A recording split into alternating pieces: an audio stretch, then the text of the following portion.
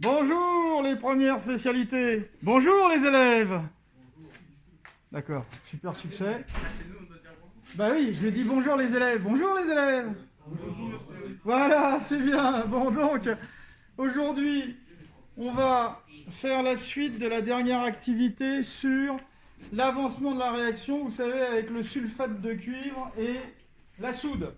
Donc on avait répondu à toutes les questions, mais moi je veux rajouter des petits calculs, et en particulier les calculs qui permettent de déterminer les quantités de matière pour chaque groupe. Vous vous rappelez qu'on avait divisé la classe en 7 groupes, enfin on en avait fait que 6, mais enfin peu importe, ou 5, enfin bon, donc je voudrais qu'on calcule les quantités de matière et qu'on s'habitue à faire ces calculs de quantité de matière pour pouvoir bien démarrer ce qu'on appelle le tableau d'avancement. D'accord ? Parce que le but du jeu avec ce thème, c'est le tableau d'avancement que vous allez être amené à utiliser l'année prochaine en terminale. D'ailleurs, rappelez-moi tout à l'heure, mais après la récréation, il faut absolument que je vous dise ce qu'il faudra faire pour la prochaine fois, c'est-à-dire mardi prochain. J'espère qu'on fera justement un TP sur la suite de tout ça, ce qui sera un dosage. D'accord ? Un dosage avec de la bétadine. Parce que le dosage, alors je ne sais pas si vous savez ce que ça veut dire, mais un dosage, ça veut dire déterminer la concentration d'une solution, ça veut dire doser une solution. Et ce dosage, c'est quelque chose que vous serez amené à faire en terminale de nombreuses fois, et c'est vraiment la base en chimie, quoi. Je veux dire, en chimie analytique, pour pouvoir déterminer la concentration d'une solution, il faut connaître le principe du dosage, et c'est ce qu'on fera au prochain TP mardi. Il y avait une question d'Eliott. Oui, mais en fait, moi j'ai la réponse. D'accord. Bon. Donc, on reprend la feuille et il faut que je la donne. C'est Hugo, c'est ça qu'il avait pas ? Oui, Ah bah dites donc. C'est bizarre qu'il n'y en ait plus qu'une. Ça m'étonne ça. Ah oui, Voilà. Alors, donc, dans cette feuille, il y a tous les renseignements pour calculer les quantités de matière. Donc le principe du jeu, c'est que on va le faire ensemble pour, tiens, par exemple, le groupe 1, tout simplement. Tout le monde là, la feuille, hein, parce que sans les quantités, ça va être compliqué. Ah ouais, j'en ai d'autres là. Oui, donc, le groupe 1. Alors, qu'est-ce que c'est que le groupe 1 ? Je vous rappelle quand même ce qu'on avait fait.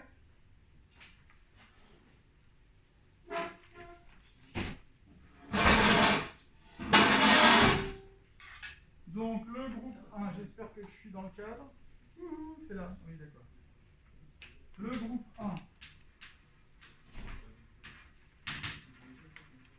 On avait pris 20 ml de la solution de NaOH, hein, si je ne me trompe pas.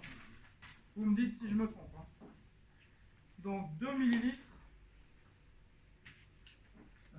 on l'appelle V2, c'est ça, V2, c'est égal à 2 ml. Donc ça c'est quoi ? C'est H au moins. Et la concentration, elle est égale à combien ? C'est marqué juste au-dessus dans la question 5. C'est 0,50 mol par litre. 0,50 mol par litre. Nous sommes d'accord ? Ensuite, V1, qu'est-ce que c'est ? C'est le volume de solution de sulfate de cuivre. Et c'était le même pour tout le monde. Et c'est indiqué dans la question... C'est 30 millilitres. Toujours dans la question 5, hein, c'est 30 millilitres. 30 millilitres. Et c'est la solution de sulfate de cuivre, donc c'est Cu2+, et la concentration, elle est de, c'est C1, 0,10 mol par litre. Voilà. Alors, voilà ce qu'on a à faire. Je vous rappelle quand même l'équation bilan de la réaction chimique. Cu2+, plus 2H au moins donne CuOH 2 fois, et je fais un petit trait en dessous, Vous savez ce que ça veut dire? Bien sûr, tous. Vous répondez tous comme un seul homme. Ouais, d'accord. Je vais faire une coupure au montage. Dalil. Alors ça aussi, je vais y revenir. Mais le petit trait en dessous avec la flèche, ça veut dire précipité. Un précipité, c'est un solide qui apparaît spontanément dans un liquide. Il est bien placé là. C'est vachement pratique. Ouais. Donc c'est un précipité, c'est un solide qui apparaît dans un liquide. Alors c'est un précipité de quoi ici? C'est un précipité d'hydroxyde de cuivre. Alors, question de Dalil, pourquoi 2HO- pour 1 Cu2+? Ben, tout simplement, qu'est-ce qu'on constate? On voit qu'il y a un 2+ pour l'ion cuivre et il n'y a qu'un seul moins par ion hydroxyde. Donc il faut, pour compenser les 2+, il faut 2 ions HO- pour compenser les 2+ de chaque ion Cu2+. Je vous rappelle qu'un composé ionique, il est toujours neutre globalement. D'accord? Il y a toujours autant de plus que de moins. Donc là, c'est imposé par ce qu'on fabrique, c'est-à-dire le précipité d'hydroxyde de cuivre. Et il nous faut 2 ions HO- pour 1 Cu2+. C'est donc la stoïchiométrie de la réaction, 2 pour 1. 2 ions hydroxyde pour 1 ion Cu2+. Et ça va tout imposer, tout le reste, justement, dans le tableau d'avancement. Donc voilà le petit résumé de l'épisode précédent. Nous sommes à la saison 1, épisode 2. Et on va calculer les quantités respectives de réactifs, c'est-à-dire quantité de Cu2+, en mol, quantité d'ion HO- en mol aussi. Alors comment on fait? Ça fait appel aux notions que vous avez vues précédemment en seconde, que vous n'avez pas vues du tout. Non. Ahmed? C égale N sur V. Alors, C égale N sur V, c'est la définition de la concentration qu'on a revue quand même cette année. La concentration molaire, je vous mets la formule ici. C égale N sur V. Bien évidemment, N, c'est le nombre de moles. V, c'est le volume en litres. Donc forcément, la concentration est en mol par litre. Je sais, c'est exprès sur la feuille, c'est des moles litres moins 1, mais ça revient rigoureusement au même, puisque le moins 1 veut dire l'inverse de litre. D'accord? Donc c'est bien des moles divisés par des litres. Moi, je recherche ici la quantité de matière des deux réactifs. Donc le premier, c'est Cu2+, le deuxième, c'est HO-. Donc moi, ce que je veux, c'est N2 et N1. Nous sommes d'accord? Donc c'est ça que je cherche. N1, N2. À quoi va être égal N1 et N2? C'est ce qu'on appelle les conditions initiales. C'est ce qu'on a mis au départ dans la réaction. Et la réaction, après, elle va se dérouler toute seule. Nous sommes d'accord? Armel? N1 égale à C1 fois V1. Voilà, donc il suffit d'appliquer la formule que je viens de vous écrire ici. Si je veux le nombre de moles, il suffit de faire passer V de l'autre côté par une transposition toute simple. On multiplie à gauche et à droite par V. Et donc, pour ce qui est de N1, ça va être égal à C1 fois V1. Alors C1, 0,10. Je multiplie V1, 30 millilitres. Alors là, on a deux solutions. Soit on le met en litres et on va obtenir des moles. Soit on le met directement en millilitres et on n'aura pas des moles, on aura des millimoles directement. Ce que vous préférez, comme vous voulez. En litres. C'est mieux en litres, on respecte mieux les unités. Donc ça va être 10-3 ici. Puisque 30 millilitres, c'est 30 10-3 litres. 0,030. D'accord? Mais je vous invite plutôt à utiliser la formule, la notation scientifique. Donc, c'est pas bien compliqué de faire le calcul. 0,1 fois 30, jusqu'à preuve du contraire, ça fait 3. 3,010-3 mol, ou on peut aussi écrire ça comme ça, 3 millimoles. D'accord? À quoi ça correspond ces 3 millimoles? C'est la quantité d'ion Cu2+, que j'ai introduit dans mon bécher au départ. Et d'ailleurs, ces 3 millimoles, ça ne sera pas la peine de le recalculer pour tous les autres groupes, puisque vous avez tous mis exactement la même quantité de cuivre. On est d'accord? Maintenant, calculons la quantité du deuxième réactif, c'est-à-dire les ions hydroxyde, en prenant ces données-là. N2 et C2V2. Alors C2 0,5 et V2 20 millilitres. Non, c'est 2. Comment? Ah, 2. Pardon, heureusement que vous êtes là. Je ne voyais pas avec le reflet. Donc 2 millilitres. Donc 2 fois 0,5. Attention, je réfléchis. Waouh, on est trop fort. 1, 10, moins 3 mol. Ou, si vous préférez, 1 millimol. Alors pourquoi je vous mets ça en millimol? Parce qu'il va falloir s'habituer. En chimie, c'est extrêmement courant d'utiliser les millimoles.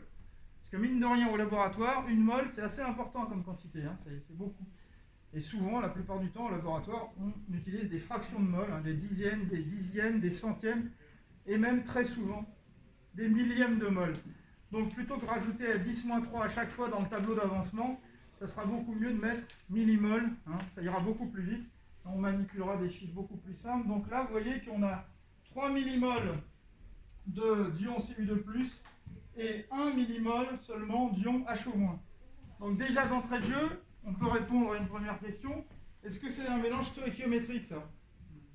Est-ce que c'est un mélange qui respecte la stéréchiométrie, c'est-à-dire les proportions de l'équation bilan? Ben non, ça se voit. Il faut, normalement, en mol, 2 fois plus d'ion hydroxyde que d'ion Cu2+. Ben là, c'est pas du tout le cas. Hein. Oui? Pourquoi il faut 2 fois plus? Ben, tout simplement parce qu'il y a le coefficient devant HO- qui marque 2. Donc quand j'ai un Cu2+, j'ai 2 ions HO-. Ouais? Donc s'il y a 2 CU de plus, il y a 4 HO. Ah bah bien sûr, s'il y en a 3, il y en a 6, etc. Là, c'est une proportion pour un seul atome. Mais vous savez, ça je vous l'ai dit, qu'il faut raisonner en mol, parce qu'en chimie, on ne peut pas prendre un atome de Cu2+, enfin, plus exactement, excusez-moi, un ion Cu2+, et un ion HO-, c'est pas possible. Donc le stratagème, je vous rappelle, petit rappel sur la mol, on ne prend pas un ion Cu2+, et 2 ions HO-, on va prendre une mol, c'est-à-dire un paquet d'ions Cu2+, et 2 paquets d'ions HO-. On est d'accord? Alors ici, qu'est-ce qui se passe? Bah, si j'avais voulu être dans les conditions stéréchiométriques, puisque j'ai 3 millimoles de Cu2+, bah, il me faudrait 6 millimoles d'ion HO-. Bah, c'est pas le cas. Non seulement j'en ai pas 6, j'en ai qu'une. Donc, qu'est-ce qui va se passer ici? Bah, c'est tout simple. Vous allez consommer 0,5 millimoles d'ion Cu2+, 1 mol d'ion, 1 millimole d'ion HO-, et la réaction bah, va s'arrêter tout simplement. Donc ici, c'est évident, ça saute à l'œil que le réactif limitant, c'est l'ion HO-. Quand il n'y aura plus d'ion HO-, la réaction s'arrêtera. Oui, c'est ce qu'on avait fait plus ou moins avec le logiciel Australo, quand on avait fait le TP la dernière fois, vous vous rappelez? Solitude du prof de chimie. Pas une réponse. Vous parlez français? Non, mais vous vous rappelez sans blague ou pas? Le logiciel Australo? Ah oui, oui. Oui, monsieur, tous ensemble, allez! Oui, monsieur! Oui, On va pas y arriver. On va pas... Non, mais il y a vraiment des élèves dans la salle, hein. Je blague pas. Hein. Dites quelque chose. Faites comme ça. Ouh. Ah, d'accord, non, ils veulent pas, c'est pas grave. Bon, donc, ce qu'on va faire maintenant, il y a Elliot qui a dit une bonne blague, mais vous me la direz après, hein, parce que sinon ça passe sur YouTube. On va remplir maintenant le tableau d'avancement pour ce cas-là. D'accord? Alors, je vous montre.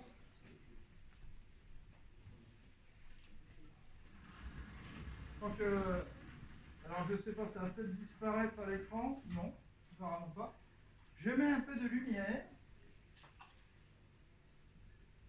Oh, les 2 marches. Wow. Bon, alors donc, un tableau d'avancement, je vous rappelle, c'est toujours pareil. C'est ce qu'on appelle une méthode standardisée pour éviter de réfléchir. Et comme c'est pas la mode en ce moment de réfléchir, ça tombe bien. D'accord? Alors, la première, c'est l'équation, la première ligne. L'équation bilan, l'équation de la réaction. C'est quoi l'équation de la réaction? Elle est juste au-dessus. Cu2 plus 2H au moins donne CuOH 2 fois. Nous sommes d'accord? Voilà ma première ligne. Ensuite, Monsieur, on peut mettre CUOH et CUOH. j'ai pas compris la question. L'ordre des lettres, c'est pas important. Ah, alors, pourquoi on écrit quand il y a le signe? On fait exprès de mettre H d'abord, d'accord? Parce qu'on veut que le moins touche le haut pour insister sur le fait que le signe négatif de l'ion hydroxyde est sur l'oxygène et pas sur l'hydrogène. Voilà pourquoi on marque ça comme ça maintenant. On nous a imposé ça il y a une dizaine d'années, mais moi j'ai bossé pendant 10 ans et j'écrivais H au moins. Pas H au moins, OH-, pardon. D'accord?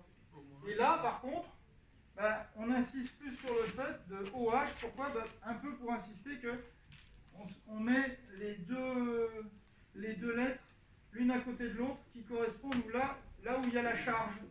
Donc le 2 plus pour le Cu et le moins pour l'oxygène. Voilà, c'est tout. Franchement, si vous marquez le contraire, ce qu'il faut ici, c'est comprendre les histoires de proportions et de nombre de moles. C'est ça l'important. Alors, on trace des colonnes qui correspondent à chaque espèce chimique. La première ligne, c'est ce qu'on appelle l'état initial. C'est ce qu'on vient de calculer. Oui? Donc, je lis. On m'a dit que j'avais 3 millimoles de Cu2+. Et bien, je marque 3. Et ici, je marque l'unité millimole. Yes? Ici, qu'est-ce que je mets? Je viens de le calculer. 1. Et dans la dernière colonne, je mets combien? Ici, je mets combien? Combien? Plus fort! 0. Ouais, 0. Parce qu'il n'y en a pas. On n'a pas commencé la réaction chimique. Donc il n'y a aucun produit. Hein? Ma deuxième ligne, c'est l'état intermédiaire où on va faire apparaître le fameux avancement de la réaction, c'est-à-dire X. Alors, état intermédiaire.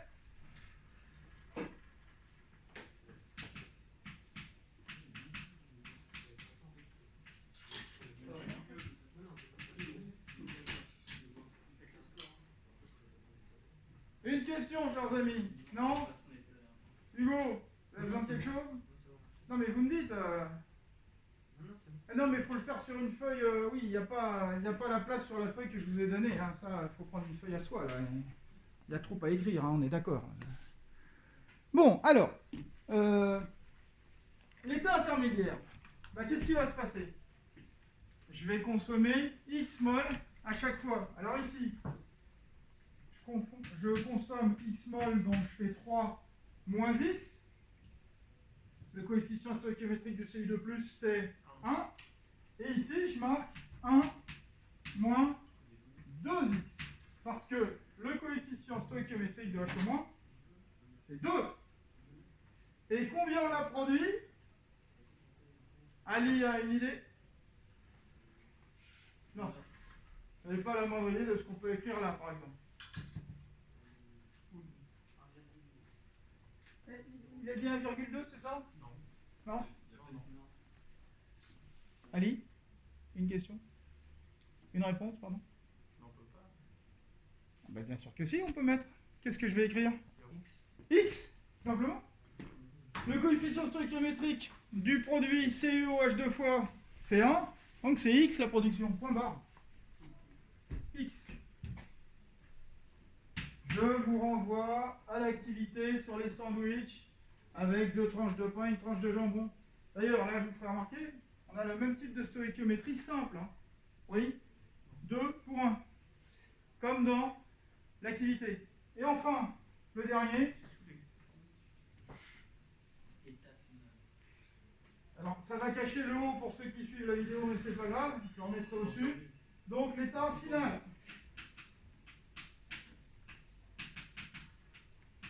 Alors l'état final, ça va être x max. En fait, on apprendra plus tard que cette ligne-là, elle n'est pas formidablement indispensable.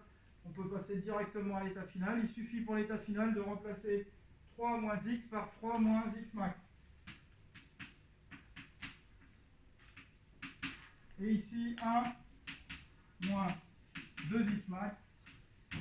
Et on produira x max pour le produit.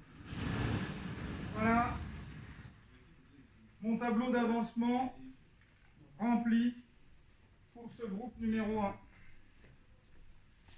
Regarde si ça se voit. Je ne sais pas si on voit grand-chose à l'écran. J'espère. Est-ce qu'il y a des questions sur cette dernière ligne? Tout va bien? Non. Alors, dites-moi ce qui ne va pas. Je viens de dire non. Vous avez mal au ventre? Non, je blague. Quoi? Non, il n'y a pas de question. Il n'y a pas de... De question. Il y a pas de Ah mais question. si! Non mais il n'y a pas de question. Ce que je veux dire, c'est déjà, là, sur ce tableau rempli, tout va bien. C'est exactement le même principe que ce qu'on a fait avec les sandwichs. Mais là, c'est concrètement sur une équation chimique. On est d'accord? D'une vraie réaction qu'on a fait ensemble. On est d'accord. Bon, alors à quoi ça va nous servir tout ça? Bah, le but du jeu ici, c'est de déterminer x max. Hein. D'accord? Si on a bien compris les histoires de proportions, etc., on se doute que le réactif limitant, comme je vous ai dit tout à l'heure, c'est qui? C'est l'ion H-. Une fois que l'ion H- sera consommé en entier, la réaction s'arrêtera et il nous restera sur les bras des ions Cu2+, qui n'auront pas réagi. Voilà pourquoi dans le groupe 1, je vous rappelle, si vous vous rappelez de ce qu'on a fait ensemble, le filtrat, c'est-à-dire la solution à la fin de la réaction, le filtrat était bleu. Il restait des ions Cu2+. Et d'ailleurs, on l'a écrit sur la feuille, pour le groupe 1, le réactif limitant, c'est bien l'ion hydroxyde. L'ion hydroxyde a été consommé en entier, mais pas les ions Cu2+. Voilà pourquoi il en restait. Et comme les ions Cu2+ sont bleus en solution, à notre filtrat, à la fin, il était bleu. C'est compris? Alors comment on trouve ça? On trouve ça en réfléchissant logiquement. Mais si on ne peut pas réfléchir logiquement, on applique une méthode standard. Toujours la même chose. Qu'est-ce qu'on fait? On prend les deux équations qui sont sous chaque réactif. Sous le Cu2+, c'est 3 moins x max.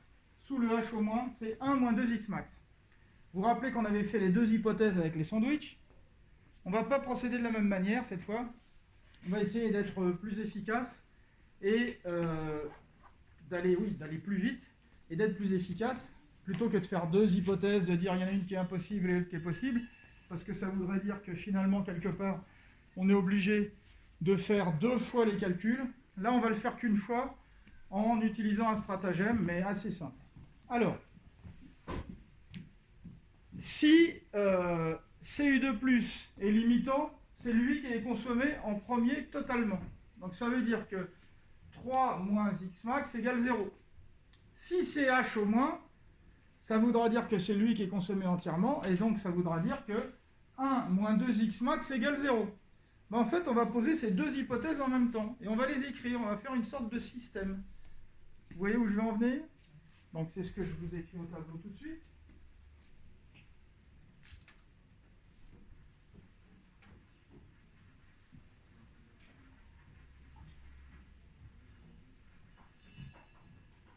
On va poser les deux hypothèses, c'est-à-dire que chacun est limitant. Donc, le cuivre, Cu2+, ça nous fait 3 moins x max égale 0, et l'autre, 1 moins 2x max égale 0. Et ça nous fait un système d'équations. Vous avez sans doute fait ça en maths. Oui? D'accord? Alors, il suffit de résoudre ça, c'est super simple. Hein. Ça nous fait... Alors, je peux le faire d'un coup ou il faut que je fasse toutes les étapes? Non, franchement, ça va. Ça veut dire que x max est égal à 3 On a compris. pour la première ligne, ou x max est égal à...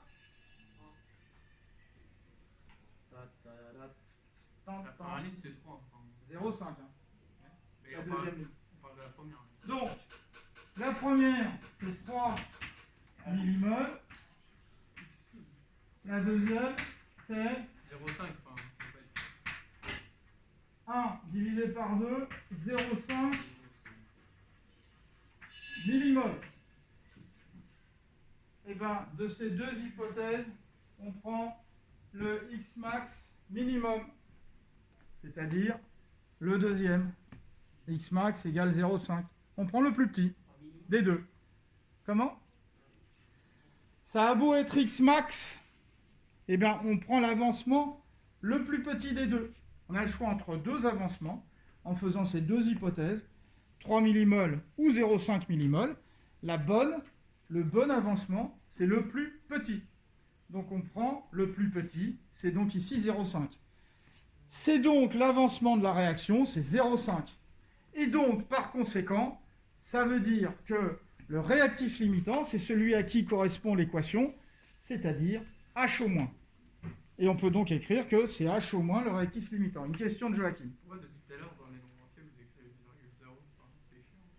Alors bon, ça, je l'ai déjà abordé, mais j'insiste pas trop dessus, vu qu'on essaye de sauver les meubles et d'avancer un petit peu le programme pour essayer de conclure cette magnifique année qu'on a vécue, mais avec un bonheur renouvelé. C'est ce qu'on appelle les chiffres significatifs, et c'est en fait la précision de nos valeurs. Et la précision des valeurs de nos calculs dépend principalement de la précision des données. D'accord? Alors à quoi sert ce virgule 0? Vous allez me dire, ça ne sert à rien. 2,0 c'est 2. Ah bah non, non, je ne suis pas d'accord. C'est précis au dixième près. Vous comprenez? Et oui, 3,0 c'est pas 3,1. C'est pas 2,99. C'est 3,0. On le fait dans la vie courante, sans s'en rendre compte. Quand vous dites la taille de quelqu'un, tiens, lui fait 1m80. À quoi sert le 0 du 80? Parce que vous êtes au centimètre près.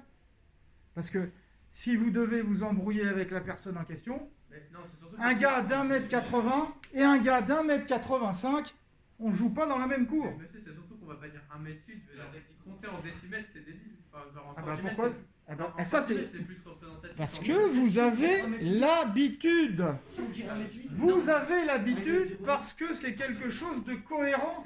La taille d'un bonhomme, ça se donne au centimètre près.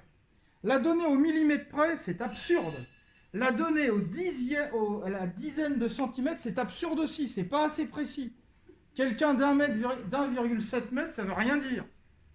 Quelqu'un qui fait 1,70, 1m70, là on sait ce que ça veut dire. Et puis on compare par rapport à soi, bien évidemment. On se demande s'il est plus petit ou plus grand que nous. Donc, ça on le fait naturellement dans la vie, et bien en physique on le fait tout le temps.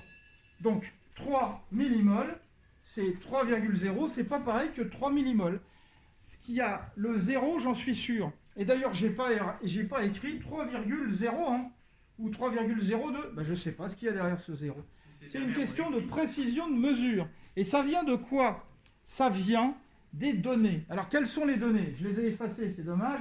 Mais les données, c'était quoi? C'était les volumes en millilitres et les concentrations molaires que vous pouvez vérifier sur votre feuille, qui sont toutes, les concentrations à 2 chiffres significatifs, et les volumes sont à 2 chiffres significatifs aussi. Donc, mon nombre de moles sera à 2 chiffres significatifs aussi.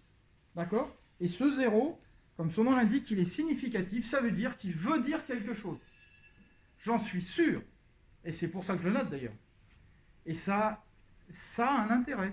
Parce que si je marquais 3, bah ça peut aller jusqu'à 3,4. Excusez-moi, mais c'est ça que ça veut dire mathématiquement et scientifiquement parlant.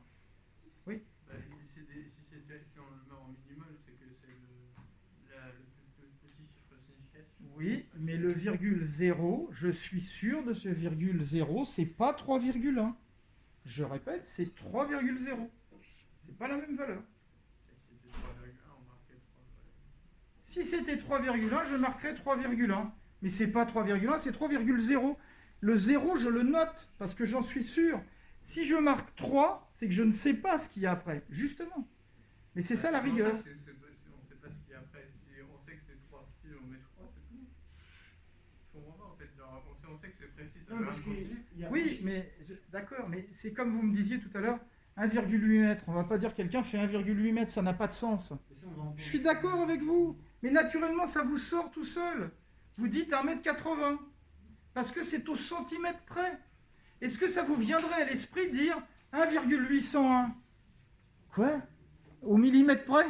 Donner la taille d'un gars au millimètre près, il suffit qu'il aille chez le coiffeur, ça y est, c'est plus la même chose. Si je vous ferai remarquer, entre le début et la fin de la journée, vous n'avez pas la même taille. Vous êtes tassé le soir et étendu le matin. Bah oui, et c'est au millimètre. Et ben au millimètre près, vous changez de taille dans la journée. Donc donner la taille de quelqu'un au millimètre près, ça n'a pas de sens. Aucun sens. Et déjà, ça n'a pas d'utilité. Ok? Donc, vous le faites naturellement. Je pourrais vous dire 1,80 m, mais pourquoi 80? 1,8? Pourquoi ça vous vient tout seul? Parce qu'il faut préciser au centimètre. Parce qu'un mec qui fait 1,80 m pile et 1,89 m, aucun rapport. Hein. Ah ouais, c'est... Moi, le gars d'1,80 m, je le regarde comme ça, le mec d'1,89 m, je suis obligé de faire comme ça et je fais, oh là, ça va pas bien se passer là. Vous voyez ce que je veux dire? Non, elle est bonne. Hein.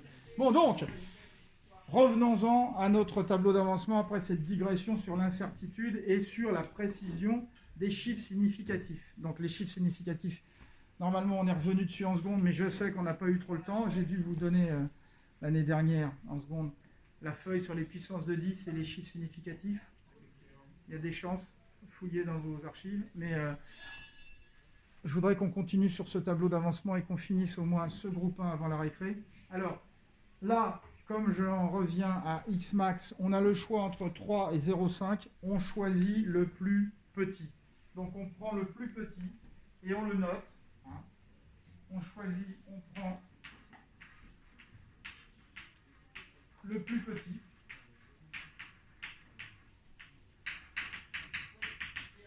X max égale 0,50 millimol. Et même chose sur le 0,50. Hein. Le chiffre significatif, ici, il y en a deux. D'ailleurs, là, j'ai pas bien écrit, c'est pas bien de ma part. Comme quoi, ça sert de discuter. Et 0,50.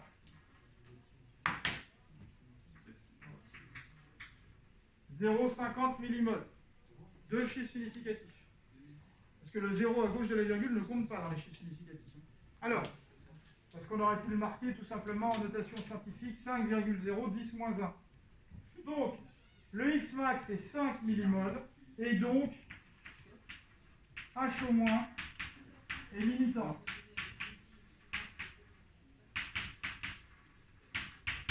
Donc, ça veut dire que maintenant, je peux remplir et compléter la dernière ligne de mon tableau d'avancement en appliquant ce X max. Je vous le fais en rouge dans le tableau d'avancement. Donc, 3 moins 0,5, ça fait quoi? Ben, ça fait 2,5. Il nous reste 2,5 millimol de Cu2+. 1 moins 2 fois 0,5, 1 moins 1, 0. Ben, bien sûr, c'est ce que je viens de marquer. Donc ici, 0. Et on a produit quelle quantité de produit? On a produit 0,5 millimol de produit. Et voilà notre tableau d'avancement qu'on a utilisé jusqu'au bout. Et on est donc capable de donner l'état final du système, c'est-à-dire ce qui nous reste dans notre bécher à la fin de la réaction une fois qu'elle est terminée. Est-ce qu'il y a des questions? Non? Alors, ce que j'aimerais bien que vous fassiez pendant... ça sonne à 55? Dans pas longtemps. Alors ça, pour ceux qui nous regardent, qui n'ont pas l'heure devant eux, faudra que je monte ma montre quand même. Elle est là, voilà. C'est une blague très spirituelle, parce que ça sonne quand même dans pas loin d'un quart d'heure. Hein. Alors on peut dire que c'est pas longtemps. Géologiquement parlant, c'est vrai que c'est pas long. Et pour un cours, c'est beaucoup. Hein. J'aimerais bien que vous me fassiez tout seul le groupe numéro 2. Action. Essayez d'aller jusqu'au bout et dérouler tout ça pour le groupe numéro 2. Tout le monde a la feuille? Non, je vois quand même qu'ils ne l'ont pas. Refaire tout depuis le début, c'est-à-dire le calcul des quantités initiales, etc. Alors, les quantités initiales, Mais et il est vachement drôle aujourd'hui, Elliot. Hein, c'est marrant. Hein, il a mangé un clown ce matin, Elliot, au petit-déj. Super.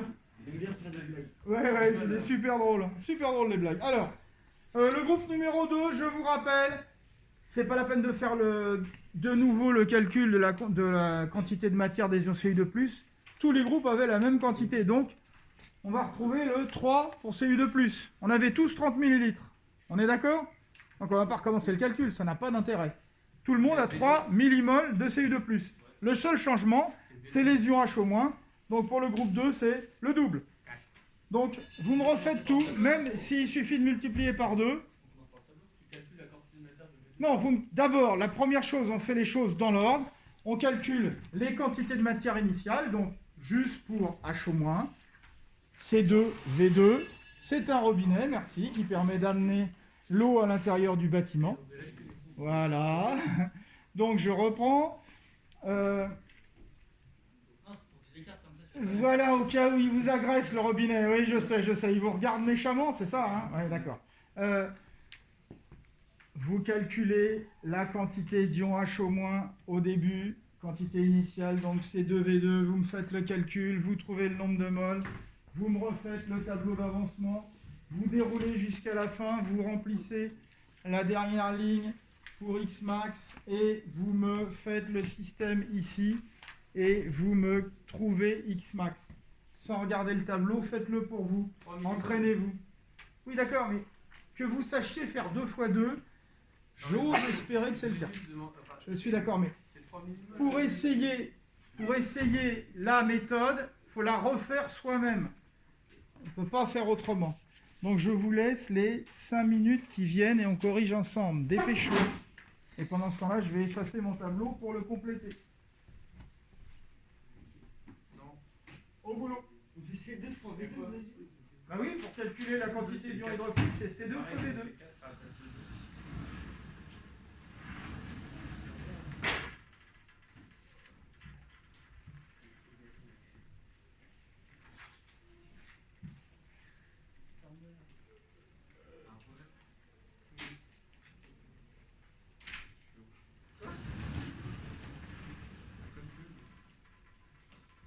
C'est pour quel groupe, monsieur? Le groupe 2. On l'a dit 12 fois. Non, je prends. Allez, faites-le. J'ai pas de feuille. Faites quelque chose, organisez une quête, faites un truc. Donc, pendant que les recherches se poursuivent, je mets en pause. Me revoilà, on va corriger le tableau d'avancement pour le groupe numéro 2. Alors, le groupe numéro 2, je le reprends. Inutile de refaire le calcul de Cu2+. 3 millimoles, c'est valable pour tous les groupes. Le calcul qu'il faut refaire, c'est pour les ions H-. Donc, on a 4 millilitres, c'est ça, je ne me trompe pas, pour le groupe 2. Oui. Donc, on fait 4 fois 0,5 mol par litre. 4 fois 0,5, ça nous fait 2. Donc, je marque ici 2. Attention, il y en a qui vont me marquer 4 là. Non. La quantité, c'est 2,0 millimoles. Nous sommes d'accord? On a produit rien du tout puisque la réaction n'a pas commencé. Alors, ici, c'est 3,0 moins x. Ici, c'est 2,0 moins 2x. Et ici, c'est x. Et, bon, comme on l'a vu, petit à petit, on va se débarrasser de cette étape intermédiaire. On pourra aller directement à l'étape x max. Ça nous fait 3,0 moins x max. 2,0 moins 2x max. Et ici, x max. Donc on passe au système d'inéquation. La première équation reste inchangée, c'est normal, puisque on n'a pas changé la quantité initiale. Par contre, la deuxième, ça nous fait 2 moins 2x max égale 0. Donc ici, ça nous fait 1 millimol. 1,0, oui, merci de cette précision importante. Et on choisit bien évidemment le plus petit. Le plus petit, c'est lequel? Ça reste pour le deuxième. Donc ça reste pour Les ions HO-, c'est donc toujours HO- qui est limitant. Et on peut remplir l'étape, la dernière étape, l'étape finale. Qu'est-ce qui nous reste à la fin de la réaction? Donc, Xmax égale 1, donc 3 moins 1, 2. ouais, moins 1, 2. Et 2 moins 2, 0,0. oh là là, vous êtes trop fort, 0, et ici, Mais 1 pas 0,0. millimol, et donc, en fait, pour le groupe numéro 2, allez, une troisième fois, c'est quand même ça. Ah, j'adore cette musique. Ouais, ça me remplit de joie aussi. Donc, surtout à la récré, c'est ça. Ici, il n'y a rien de changé pour le groupe numéro 2, c'est toujours les ions HO- qui sont limitants.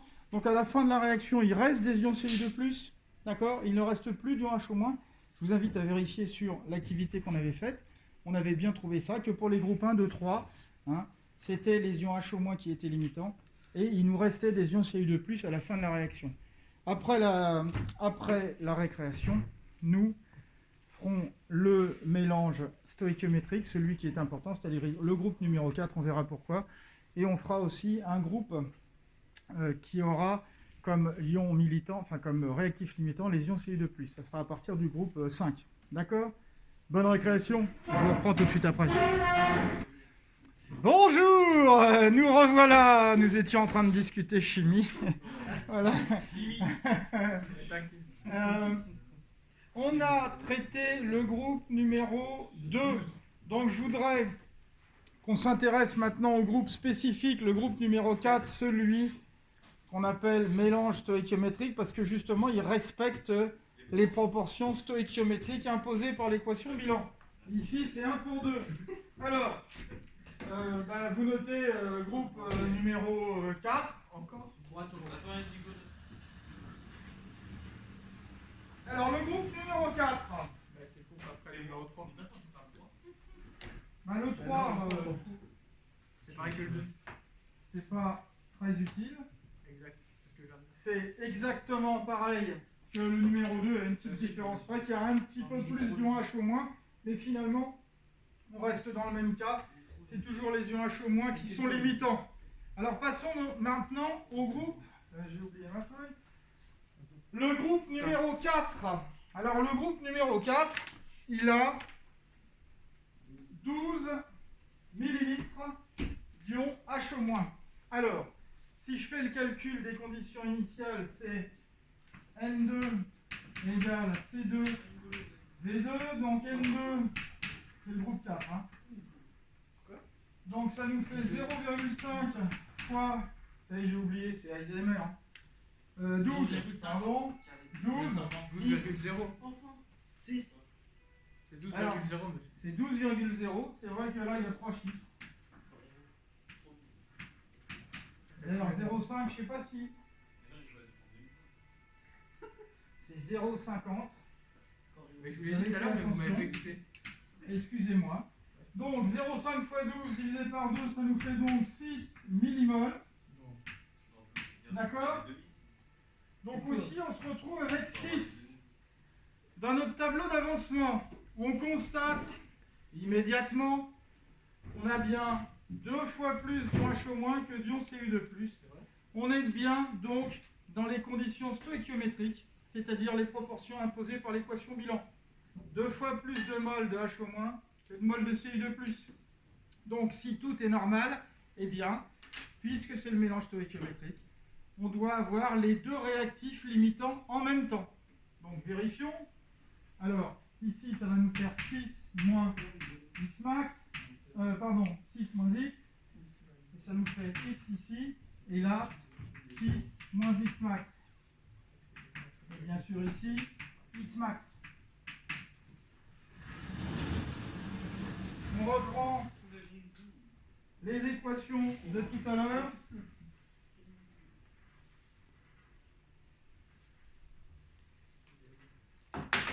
Donc,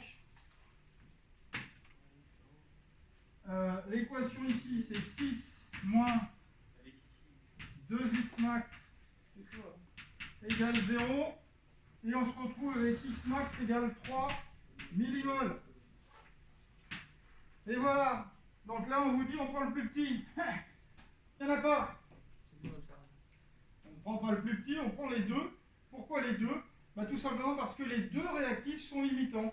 Et quand les deux réactifs sont limitants, ça veut dire qu'ils sont consommés entièrement, totalement, en même temps.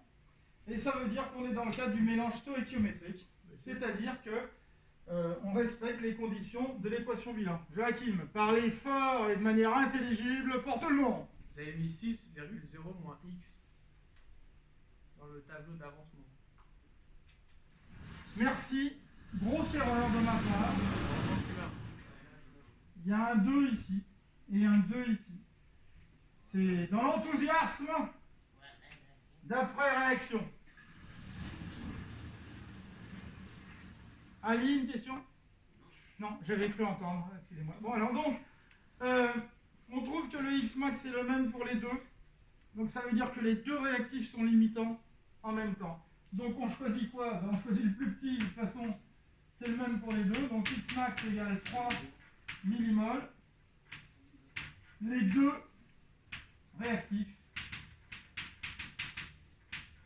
sont limitants. D'accord? Donc on appelle ça le mélange stoïchiométrique, je vous l'écris. C'est le mélange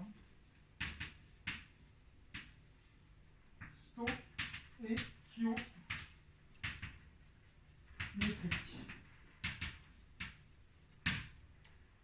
Le mélange stoïchiométrique. Les deux réactifs sont limitants. Donc à la fin de la réaction, les deux réactifs ont été consommés entièrement. Donc, attention, j'ai laissé le 2,0, c'est faux. Hein. Ça, c'était le groupe numéro 2. Je le change. Donc, si je remplace X max par le 3 millimoles, 3 moins 3, bien évidemment, 0. 6 moins 2 fois 3, bah 0 aussi. Et ici, on a produit 3 millimoles de précipité. Ok? Donc, c'est le groupe numéro 4. Et je vous invite à vérifier sur votre feuille d'activité. C'est bien ce qu'on avait trouvé avec les tests. On avait testé, je vous rappelle, les solutions à la fin de la réaction. Et dans le groupe numéro 4, on avait constaté avec les tests qu'il n'y avait plus d'ion HO- et plus d'ion Cu2+. Dans le groupe numéro 4, il n'y a plus aucun ion. Tout a été consommé. Et comme les deux réactifs sont limitants en même temps, il n'y a pas de reste. Il n'y a pas, aucun réactif ne reste. Tout a été consommé. Et c'était d'ailleurs là-dessus que portait la conclusion de l'activité, où on demandait si on peut donner un conseil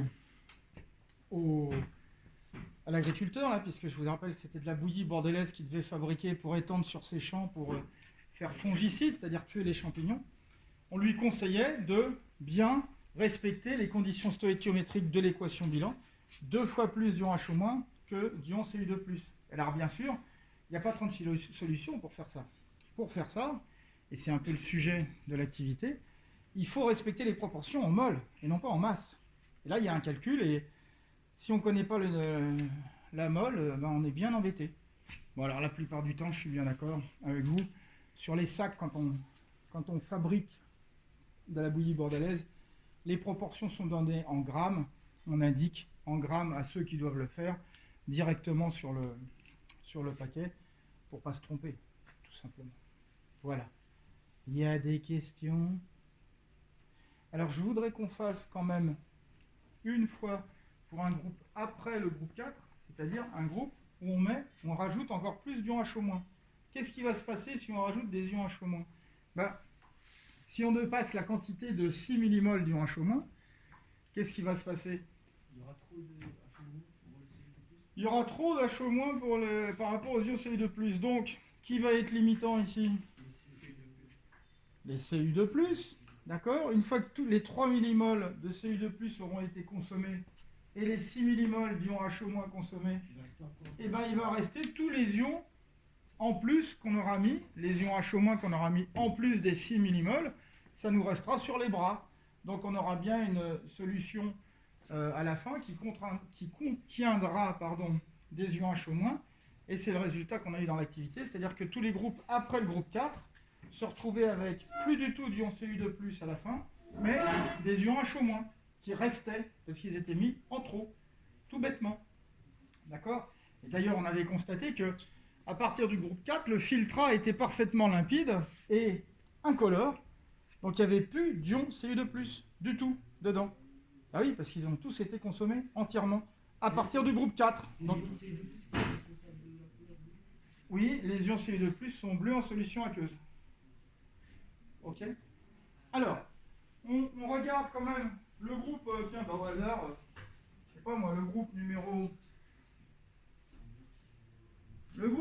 6, tiens, après le groupe numéro 4, on me dit qu'il y a 20 millilitres d'ions H-.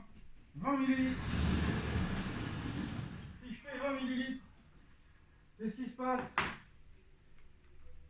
Donc 20 fois 0,5, ça nous fait 10 ici. D'accord? Et on a donc 10 millimoles. Et si on fait... Alors pardon, j'ai oublié d'effacer ici.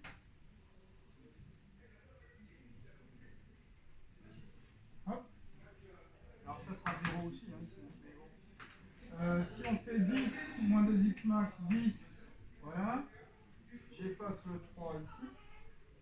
Vous allez voir que ça ne changera pas non plus. Le 3 restera identique. On ne peut pas aller plus loin que ce x max.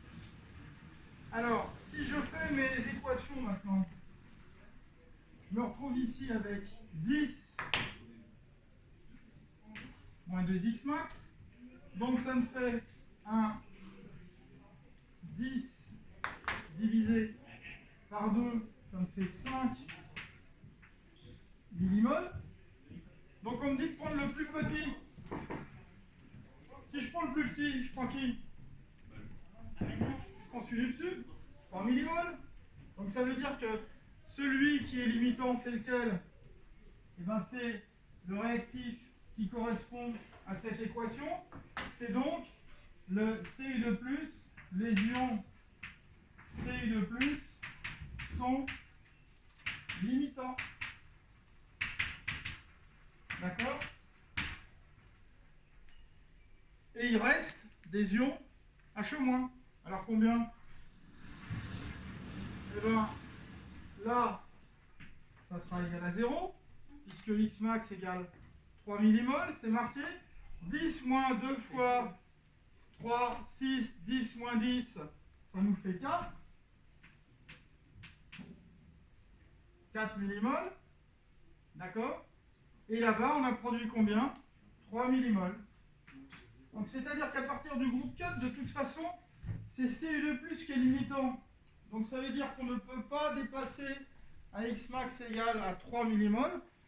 Donc, à partir du groupe 4, on fabriquera toujours la même quantité de précipité de produit, c'est-à-dire 3 millimoles de CuOH 2 fois. Et c'est ce que je vous avais montré au début de l'activité, quand on avait mis en commun tous nos béchers.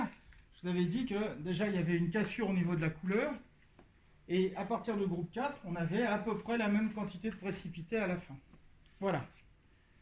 Des questions? Alors pour appliquer tout ça, je voudrais que l'on corrige le 18 page 52, je crois, c'était noté sur Pronote, que vous consultez tous les jours, plusieurs fois par jour même. Plusieurs fois par jour. Matin, midi et soir.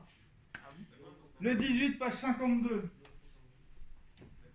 Alors les 18 page 52...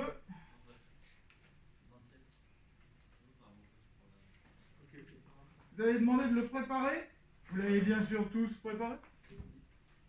Oui, ça oui, oui, oui. Non? D'accord.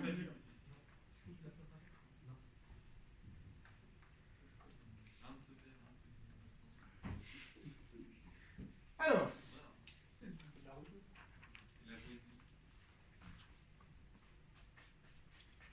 c'est la réaction entre les ions iodures et l'eau oxygénée.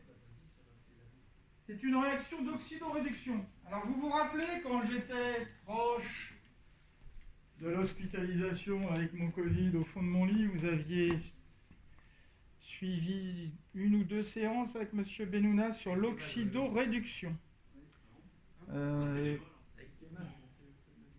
Voilà, avec l'oxydoréduction, et vous avez fait 2 activités sur l'oxydoréduction. Oui, ça fait longtemps, mais enfin bon, si vous effacez tous les mois, c'est embêtant quand même. Ça va être compliqué pour la suite. Donc, l'oxydoréduction est un bon exercice pour justement le tableau d'avancement parce qu'on obtient souvent des équations bilan un petit peu compliquées au niveau stoïchiométrie. Mais là, pour l'exercice 18 par 52, c'est pas extrêmement compliqué. C'est un exercice pour se mettre en jambe pour ce qui est du tableau d'avancement. Donc je voudrais qu'on le corrige ensemble et qu'on le fasse ensemble. Alors j'espère que vous l'avez préparé un petit peu.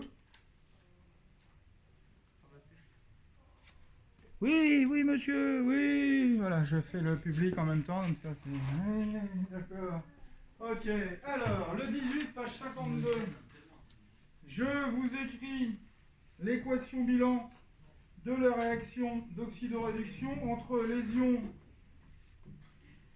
ions iodures et le peroxyde d'hydrogène, c'est-à-dire l'eau oxygénée.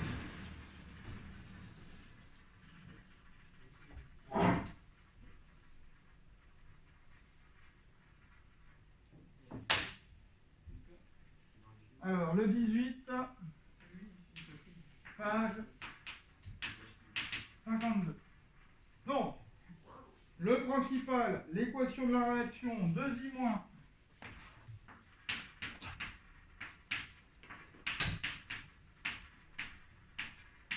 H2O2 donne I2 plus 2HO-.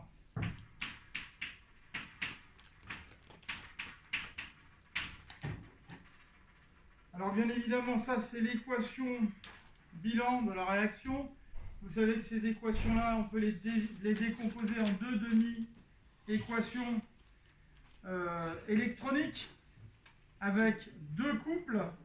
Ici, vous avez le couple I- I2, ion iodure et diode, et l'autre couple, c'est le peroxyde d'hydrogène et les ions HO-, les ions hydroxydes, qui forment le deuxième couple.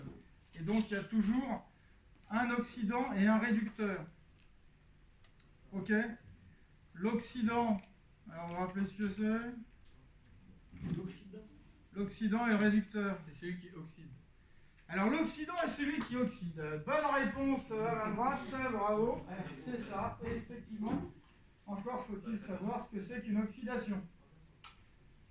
C'est quand on est oxydé, c'est ça qu'il faut répondre normalement. Hein, c'est ça? Voilà. Donc, qu'est-ce que c'est une oxydation? Vous vous rappelez, Armel? L'oxydation, c'est lorsque un atome gagne plusieurs atomes d'oxygène. Ah oui, mais il y a une définition par rapport aux électrons. C'est une définition électronique qu'on attend. Réduction ou oxydation. En fait, c'est perte ou gain. Vous avez une chance sur 2. L'oxydation, c'est quoi? L'oxydation, c'est la perte.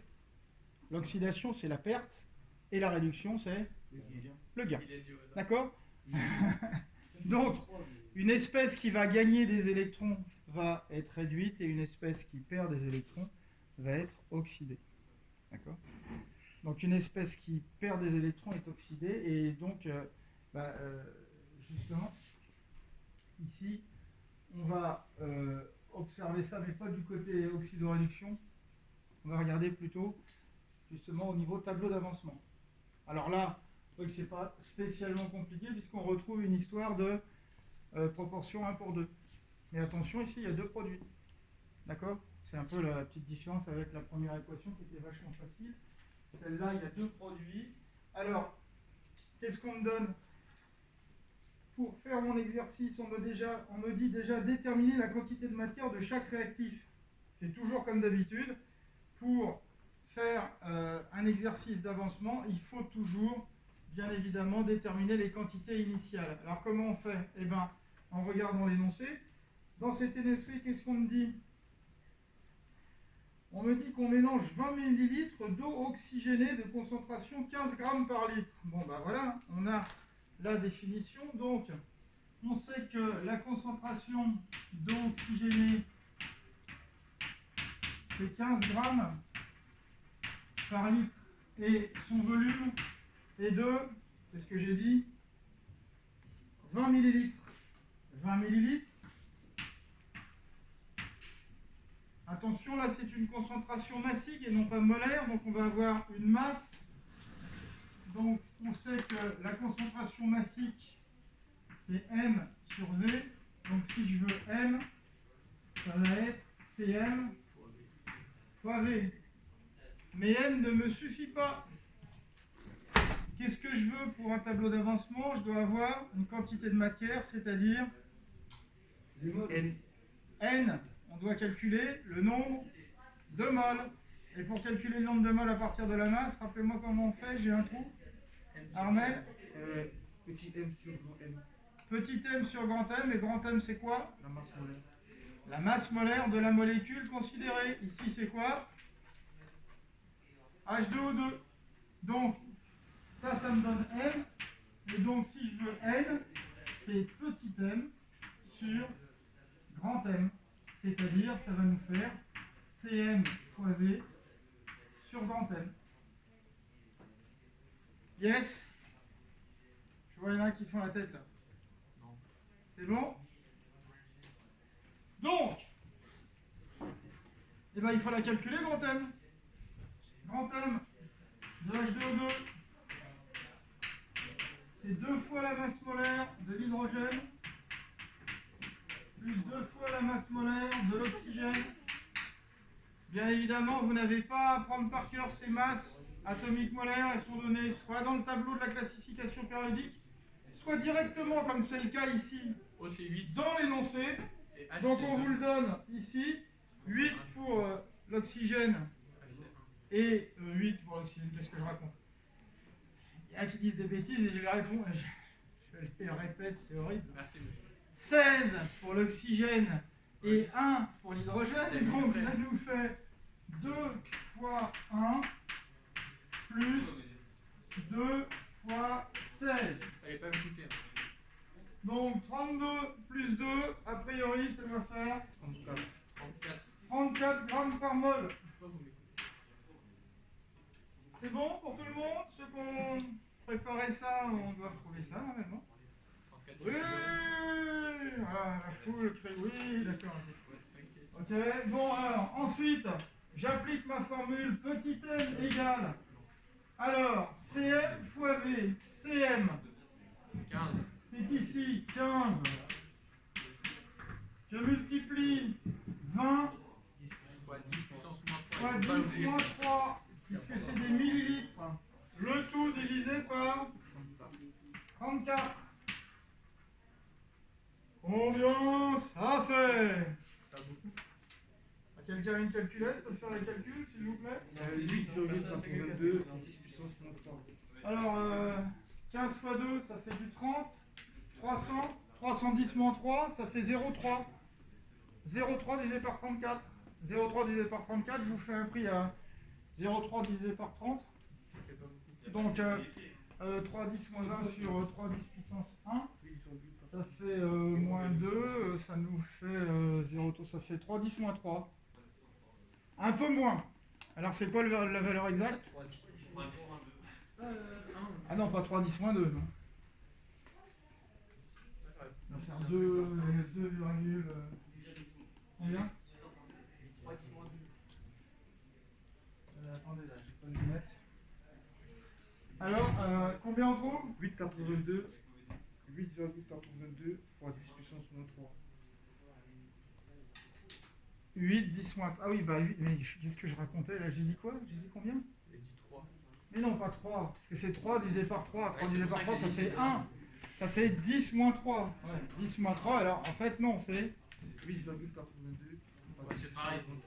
fois 10 moins 3. On met 9. Comment? Non, il y a 8,82, on met 9.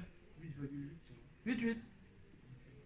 Donc 8, 8, 10 moins 3. C'est ça?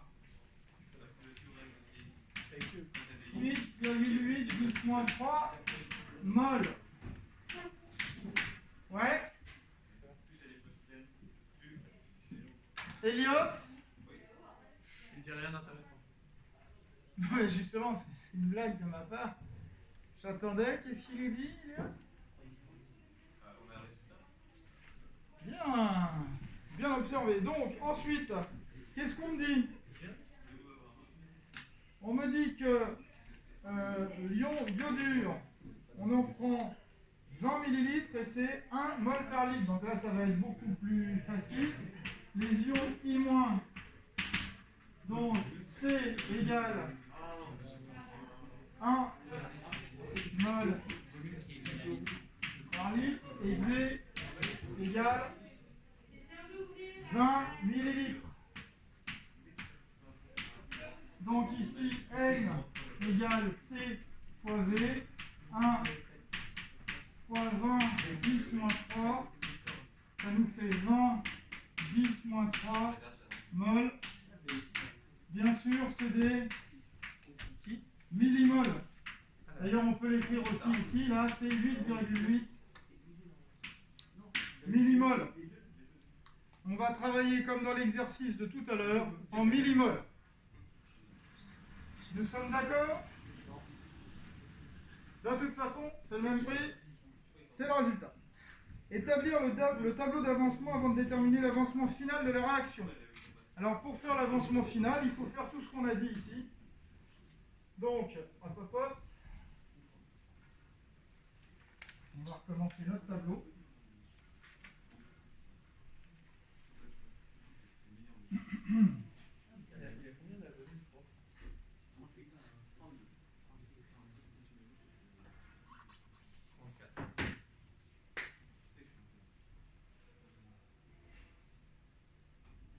Le tableau d'avancement, la première ligne, comme d'habitude, c'est l'équation.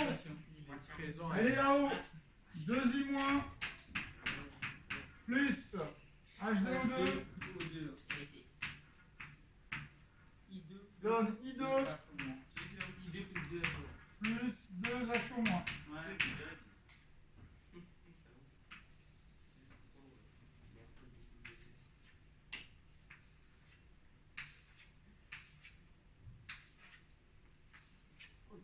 Donc état initial. Et ça sera en millimoles.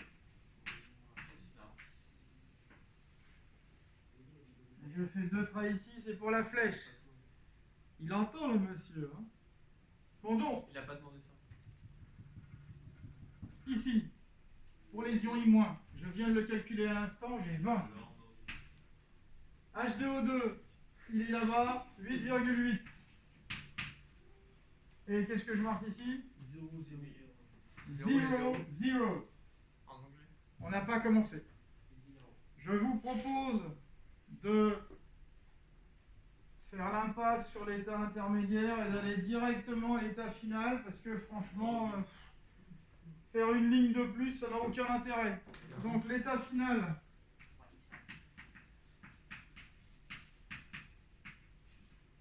c'est toujours en millimoles. Et on va avoir ici 20 moins 2 X max. Parce que le coefficient stéréométrique est égal à 2. Ici, on va avoir 8,8 moins X max. Et bien évidemment ici, X max, puisque le coefficient est égal à 1. Par contre là, ça sera 2X max. Et voilà notre tableau terminé. Le tableau, à quoi sert-il? Eh bien, à trouver X max en utilisant le principe des systèmes d'équations. Donc, on a deux équations. 20 moins 2x max égale 0. Ou alors 8,8 moins x max égale 0. Donc ça va nous faire quoi? Ça va nous faire un X max est égal à 20 divisé par 2, donc bien sûr 10 millimol. Et ici X max égale à 8,8 millimol. Qu'est-ce qu'on fait? On prend le plus petit. On prend le plus petit. Eh, je suis là. Donc c'est 8,8. Et ça correspond à quoi ça? Ça correspond à l'eau oxygénée. Ça veut dire que mon réactif limitant ici, c'est l'eau oxygénée. Donc, on prend le plus petit.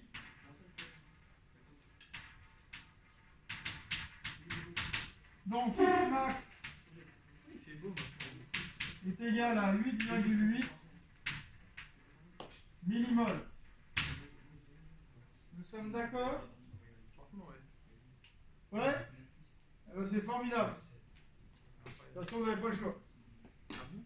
On ne peut pas Non. exprimer notre avis. La vérité scientifique ne se discute pas. Bon. 8,8 millimol. Donc ça veut dire que celui qui correspond, le réactif qui correspond, c'est l'eau oxygénée. Donc on va pouvoir remplir le tableau au niveau de l'état final. Et remplacer X max par la valeur qu'on vient de choisir. Donc on voit immédiatement que l'eau oxygénée, dans la colonne de l'eau oxygénée, on va pouvoir mettre 0, puisque 8,8 moins 8,8, ça fait 0. Ici, 20 moins 2 fois 8,8, donc combien ça fait? Ça fait 16 plus 1,6, 17,6. Voilà, 10,6. Non, j'ai dit une Il reste bêtise. 2,4. Eh, ça fait 8 fois que je le dis. Donc il reste 2,4, d'accord? Millimol, toujours. Hein. Et ici, 8,8 millimol. Et là, 17,6 millimol. On a donc, grâce au tableau d'avancement, on prévoit donc la quantité avant même d'avoir fait la réaction. D'accord? Alors, la suite, identifier le réactif limitant, ça c'est le petit 3, j'y ai répondu ici. Hein, on me demandait de choisir le X max, donc c'est le 8,8 millimol. C'est celui, le réactif limitant, c'est celui qui est consommé entièrement à la fin. C'est donc H2O2 qui est limitant. Donc H2O2 est limitant. D'accord? En déduire la composition de l'état final du système, je viens de le faire, en remplaçant X max par sa valeur dans le tableau d'avancement. Et voilà notre réaction. Petite question subsidiaire. Tu dis quoi? Subsidiaire. Ça veut dire En quoi? plus. Quelle est la couleur du mélange à la fin? Comment on peut savoir? Il a accepté bleu. Alors c'est vrai. Non, il n'y a pas de bleu là. Mais si on est daltonien, on peut. Ah, faut pas faire chimie. Oh, je blague. De toute façon, là, les daltoniens en général, c'est sur le rouge, donc là, c'est du jaune, ça va le faire. Donc, C'est de l'oxygéné, c'est quoi? alors, I- en solution, c'est légèrement jaune, et I2, c'est très brun. Donc, la couleur du mélange à la fin, C'est jaune parce qu'il y a plus de. ça sera marron, à cause de I2. Parce que I2 est coloré. Ok? Alors, I2, qu'est-ce que c'est? Je vous l'ai fait cette année ou pas? Je vais le faire à la vidéo quand même. C'est pour amuser la petite sœur qui regarde en même temps, ou le petit frère, je sais pas.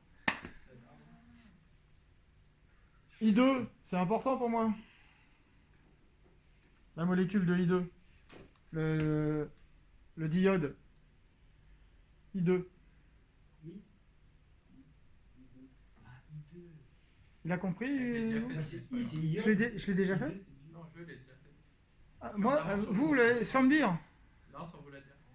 Ah la vache. Je m'appelle Thébault. I2, t'es beau? I2. Ça veut dire moche. I2, pour ceux qui savent pas, ça veut dire très vilain, très moche, t'es beau, I2, On a compris la blague, c'est pour ça qu'on a. c'est bon? Tout le monde a compris? Oui, c'est pour ça qu'on rigole pas. D'accord, ok. C'était la blague du jour. Ok. Alors, j'aimerais bien, après cette digression relatique, qu'on parle de l'activité de la semaine prochaine, mardi. On se voit jeudi. Hein.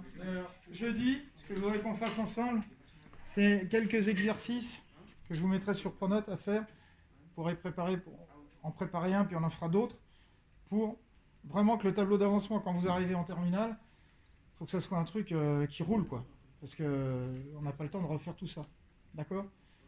Donc on fera ça jeudi, les tableaux d'avancement en exercice. Par contre, mardi, on va s'intéresser au dosage. Le dosage, c'est justement une réaction chimique qui permet de déterminer la concentration d'une solution.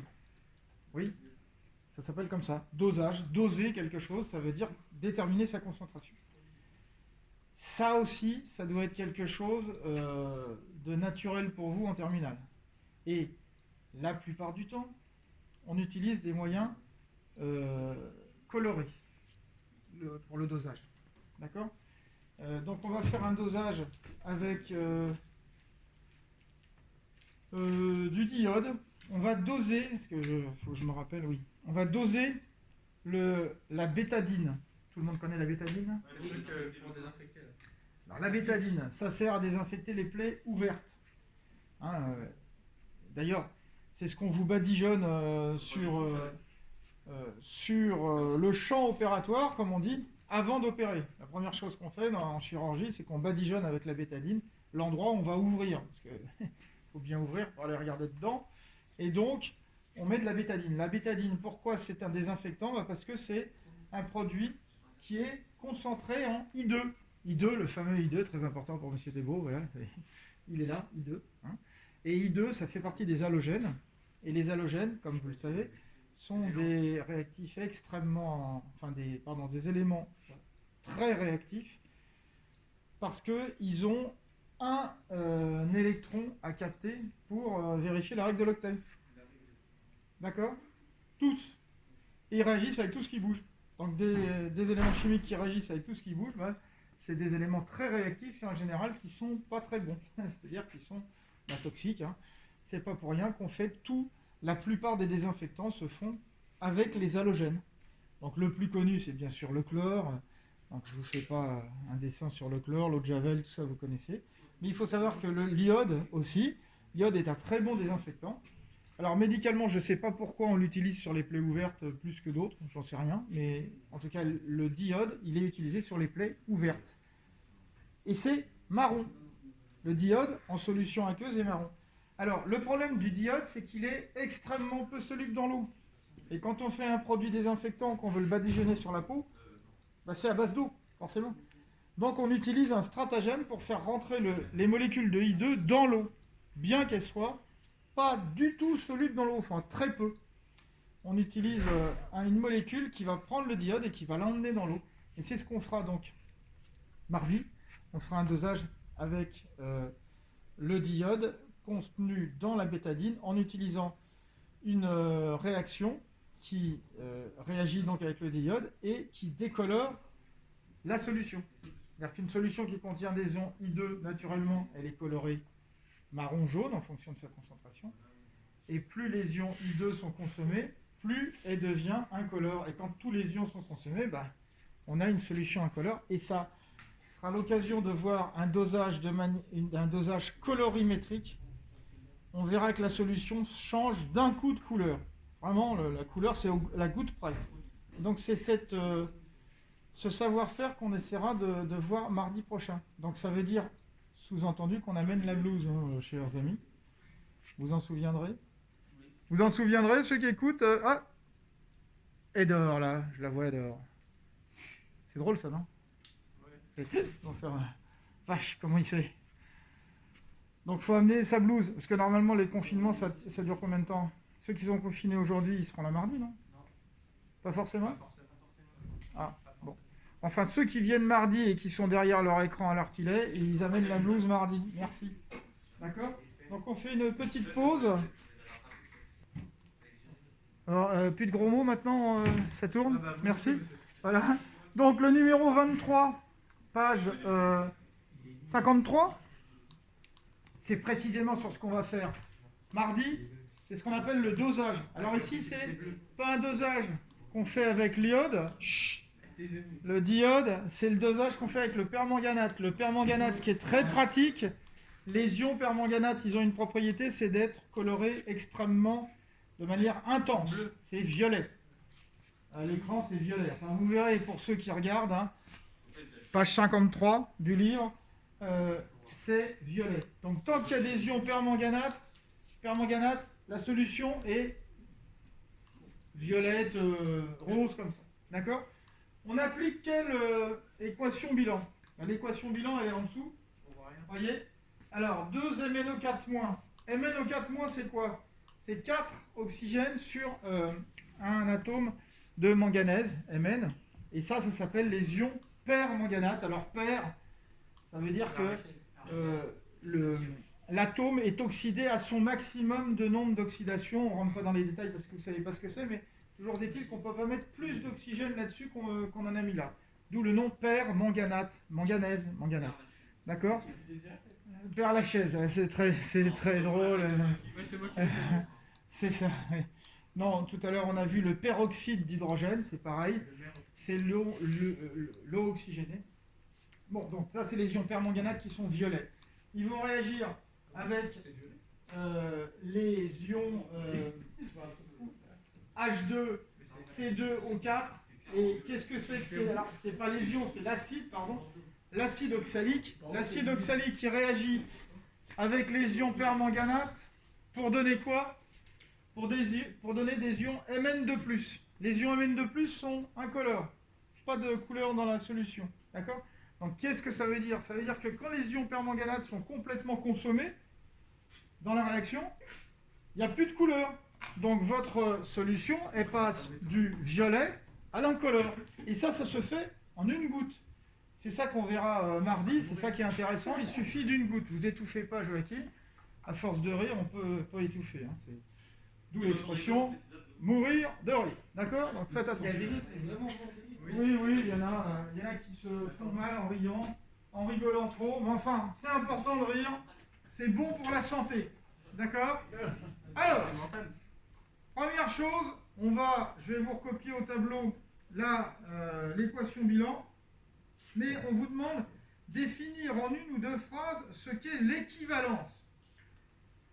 Alors, qu'est-ce que c'est que l'équivalence dans un dosage? On le reverra mardi, mais l'équivalence, c'est justement le fait que dans une équation bilan comme ça, il y ait autant d'ions, autant d'un réactif que de l'autre, mais dans les conditions de réaction, dans les proportions stoïchiométriques. Qu'est-ce que ça veut dire ici? Ça veut dire qu'il me faut 5 molécules d'acide oxalique pour 2 molécules d'ion permanganate. D'accord? 5 pour 2. Et bien l'équivalence, c'est quand il y aura autant de l'un que de l'autre. Et justement, dans ces proportions-là, et là, dans ce cas-là, on aura une équivalence, on aura un effet de seuil, c'est-à-dire que votre solution va passer de la couleur violette, plaf, d'un coup, à quelque chose d'incolore. Une question d'Eliott. Vous avez dit de préparer l'exercice pour mardi prochain. Pourquoi pas pour jeudi? Je l'ai dit tout à l'heure, parce qu'on va faire du tableau d'avancement. Jeudi, vous êtes là. Oui, jeudi. Voilà, pas de... Ne vous inquiétez pas, je suis là, c'est sûr. C'est sûr. Sauf accident, si je tombe dans l'escalier ou quoi. Une météorite qui me tombe dessus, enfin, les probabilités... Vous allez aller au conseil, monsieur? J'irai au conseil. Enfin, j'irai au conseil, c'est façon de parler. Je vais parler devant un ordinateur, comme d'autres personnes le font à distance de moi. C'est le principe d'un conseil. Non, Non, mais du coup, comme vous Ah ouais, mettez pas tu ça, l'as dit. moi, Oh, écoute, moi aussi je suis dégoûté. Donc, je reprends l'équivalence comme son nom l'indique, c'est que chut, il y a autant d'un réactif que de l'autre pour justement se retrouver dans les conditions de l'équation ici. Alors, comment est-elle repérée pour cette réaction? Je viens de vous le dire. Quand l'équivalence a lieu, ça veut dire qu'on a bien respecté les quantités d'ions MnO4- et d'acide oxalique, c'est-à-dire que quand il y a autant de l'un que de l'autre imposé par l'équation bilan avec la quantité ici voulue de 5 pour 2, une fois que les ions MnO4- auront été consommés en entier, ça deviendra incolore. D'accord? Alors on résume tout ça par C1V1 égale C2V2. Qu'est-ce que ça veut dire? C1V1 c'est le nombre de moles d'ions MnO4- et C2V2 c'est le nombre de moles de l'autre, de l'acide oxalique, bien sûr en tenant compte de la stoïchiométrie de l'équation bilan. Donc ici je rappelle 5 pour 2, d'accord? Donc 5 divisé par 2 ça fait 2,5. Il faut 2,5 fois plus d'acide oxalique que d'ions permanganate.